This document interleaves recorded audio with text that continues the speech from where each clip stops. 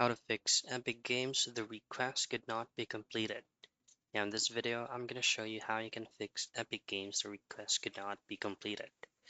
Now I'll show you two specific things. So first is open up your Windows icon or your Windows search and then type in run, hit on enter, and then from the small box type in percentage local app data percentage and hit on OK.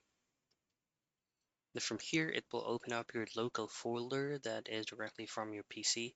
All you have to do next is to open up your Epic Games Launcher folder and then choose on the web cache and then delete this folder that's going to be named as cache.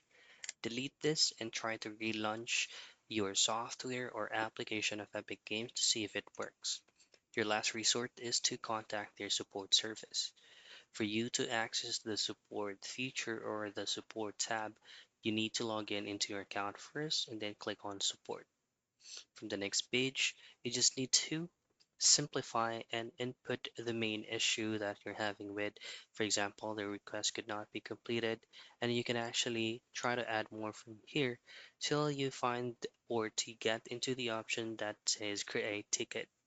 And that is how you fix Epic Games the request could not be completed.